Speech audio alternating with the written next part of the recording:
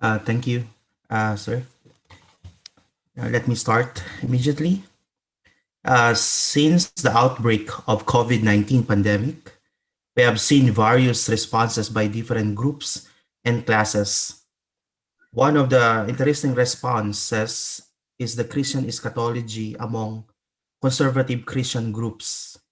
The idea of Christian eschatology has achieved prominence in the political, economic, sociocultural, and ecological discourses over the past several decades, especially during the establishment of the modern state of Israel, the Y2K bug problem, the 9/11 attacks, and the threat of the climate change or global warming. The Christian eschatological thought continue to be a common responses to contemporary global issues. Most of these conservative Christian groups often approach and interpret the scripture using the global current events. In connection with this, the emergence of dispensationalism, particularly among conservative evangelicals and Pentecostals, indicate that the global Christianity has not quite outgrown this religious ideology, despite so many criticisms. In fact, this eschatological model does not supersede, but rather competes with other religious eschatological models. Many fundamentalist Christian preachers in the West and non-Western nations continue to quote the above eschatological model. To address this challenge, I divided this paper into two parts. First and foremost, I will attempt to address the question why dispensational theology receives so much criticism. Although it's openly discussed why this eschatological thought is considered to be a dangerous version of Christian eschatology. In order to sort out the hidden violence carried out by the teaching of dispensationalism, I explored the four implications of dispensationalism that gave rise to heated debate among Christian theologians. In the last part, I would like to address the question or use decoloniality to intervene in this relevant and crucial, to be a crucial approach to address today's Christian eschatological challenges. Let's, first of all, dispensational theology tends to spiritualize the gospel and emphasize the sharp separation between bodily and spiritual needs of the people. This is the tragic impact of Western Greek dualistic worldview that absorbed into Christian thought, according to Wright. It implied that the Christian message might be privately engaging but publicly irrelevant. However, this violence-stalking rhetoric is not new. It is an age-old tactic of Western European colonial rulers. Most Christian groups that embrace this future-oriented eschatology are indifferent toward social issues like global poverty, human rights issues, climate change, etc. etc. For example, due to the end-time Bible prophecy obsession, these doomsday preachers undermine the public health law and public health policy. In fact, most of these conservative Christian groups in denial over COVID-19's danger, according to the report of Wilson, Kilgore, and Sheen. These preachers endangered their members by holding church services and defy government measures to prevent the spread of the coronavirus. Unfortunately, these preachers failed to recognize the temptation of power and the danger it holds for in our faith. Secondly, this kind of eschatology failed to address the unjust social structure. This is evident from the fact that dispensational theology failed to explain and challenge the evil, which arises from the unjust social structures within human society rather than individual weaknesses. These preachers more often to blame if an individual is poor, underprivileged, and marginalized. For example, during the outbreak of COVID-19, these preachers view the global pandemic as the result of individual fault. As Professor Koster mentioned that especially the American evangelical groups, including majority of the Pentecostal preachers, uh, regardless of their race, social class, and gender and disability. Despite study shows that the poor, colored people, and workforce are the most vulnerable and victims of pandemic, yet these doomsday preachers always trivialized the reality of individual sin and evil, but failed to recognize the sin and evil were active in institutions and structures of the contemporary society. Third, this eschatological model does not promote solidarity with nature. Rather, it tolerates the notion of eschatological or ecological distraction.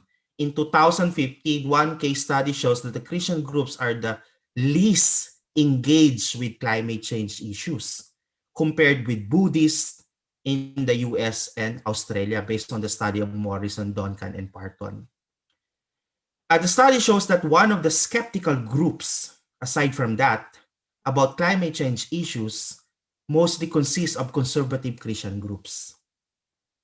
However, the most conservative Christian group were convinced that the climate change is real. They viewed climate change or global warming is part of God's plan. Although he is not a dispensationalist theologian, a popular American pastor and prolific author, John MacArthur, publicly stated recently, God intended it is a disposable planet. Consequently, like MacArthur and many conservative Christian groups become complacent on the ecological justice. Many Pentecostal groups, dispensationalists in particular, prepare to join the climate change skeptical group. For them, either climate change is accurate or false, there's no pressing needs to respond to it in light of the impending peril the predestined for the earth and her ungodly inhabitants. Quoted. Such religious ideology, scholars contend, normalize ecological exploitation and destruction. It divorces the human beings from nature. More importantly, it serves the main agenda of global capitalism that maintain the lucrative flow of goods and resources. Lastly, this version of eschatological uh, model become a single encompassing framework that produce a triumphalistic attitude within many Christian conservative groups. In numerous cases, religion has been instrumentalized with a certain efficacy in providing legitimation of colonizers over colonized indigenous people. Today, religious argument, whether intentionally or not, played a large role in the public realm, including the political opinion or discourse or public policy, according to Bloom. Something very clear in the ideology of dispensationalism. Arvin Arderson and Grace Halsell exposes the hidden violence of dispensationalism, which increasingly manifests its violent character to military occupation of Palestinian territories, building of settlements in Palestinian territories, illegal detention of Palestinian minors, and Israel imposes apartheid regions. Basically, dispensational theologians justify and give some rational reasons for these crimes. For example, Anderson exposes the ideological element of dispensationalism. He argues that Christian Zionism and their eschatological views or end times beliefs are shaping the Western foreign policy in the Middle East. Using dispensationalism as a single encompassing eschatological model, they attempted to offer theological legitimation of white supremacy, racism, military occupation, and colonialism. It justified ethnic cleansing, apartheid state, Zionist colonialization project, illegal settlement and annexation of the West Bank and Gaza Strip. Despite overwhelming of evidence human rights violations, like many others Christian groups, dispensationalists consistently justify Israel's brutal military occupation of Palestinian territories. Now, taken as a whole, this kind of eschatological thought shows that concerted expressions of Western imperialist colonial ideology. Like other Western imperialist or colonialist ideologies, dispensationalism as religious ideology normalizes empowers, and encourages the following: violence, dualistic worldview, authoritarian leadership, white supremacy, racism, ethnic cleansings, apartheid state, domination, exploitation, colonialism, imperialism, regardless whether done consciously or not. That said, it is important to challenge this popular eschatological thought. Therefore, the following pertinent questions are raised. Why decoloniality in relation to dispensation is important to address this hidden violence of this bad theology, and what ways the colonial option can help the Christian eschatology. So due to the limited space, I only focus on three things that has become evident in decoloniality, and also in this, if you use decoloniality, that will eventually shows very evident to the dispensationalism. First, decoloniality has ability to name the naming the problem. Following Quijano-Mignolo notion of decoloniality, it identified dispensationalism as part of coloniality or the Western colonial matrix of power. This religious ideology that dominates Christian eschatological thought has, for most of American Christian groups, no name. Naming and articulating Western colonial matrix of power in public conversation, it helps many Christian groups to understand and reclaim eschatology from the imperial ideological captivity.